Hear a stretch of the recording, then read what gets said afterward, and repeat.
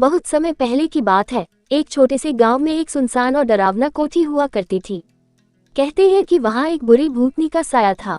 कोठी के बारे में गांव वालों ने कई किस्से सुन रखे थे।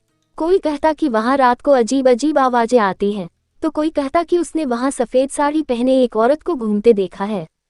गांव का हर व्यक्ति उस कोठी के पास जाने से डरता था। एक समय में वह कोठी बहुत सुंदर और भव्य हुआ करती थी। वहां एक अमीर जमींदार अपनी पत्नी और बेटी के साथ रहता था।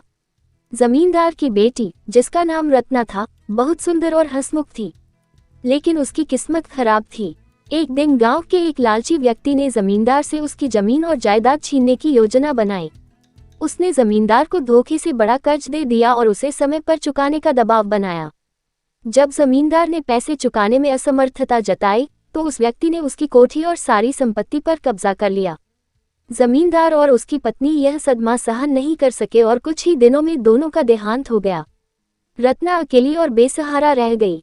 गांव वालों ने उसकी मदद करने की कोशिश की, लेकिन वह अपने माता पिता के बिना टूट चुकी थी।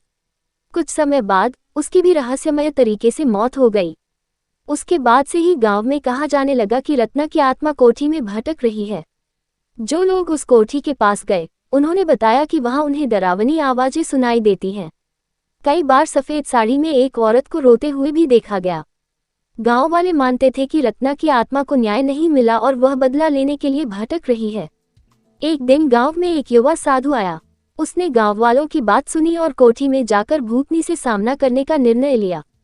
गांव के लोग डरे हुए थे, लेकिन साधु ने कहा कि वह आत्मा को शांति प्रदान करेगा। रात को साधु ने कोठी में पूजा शुरू की। थोड़ी ही देर में वहां भूतनी प्रकट हुई। वह बहुत क्रोधित थी। साधु ने उससे पूछा, तुम्हें क्या चाहिए? क्यों तुम लोगों को डरा रही हो? भूतनी ने रोते हुए अपनी पूरी कहानी बताई। उसने कहा, मुझे धोखे से सब कुछ छीन लिया गया। मेरे माता पिता का दुख देखकर मेरा दिल टूट गया और मेरी आत्मा को शांति नहीं मिली। मैं बस अपने साथ हुए अन्याय का बदला चाहती हूँ। साधु ने उसे समझाया, तुम्हारा बदला लेने से तुम्हारे माता पिता की आत्मा को भी शांति नहीं मिलेगी।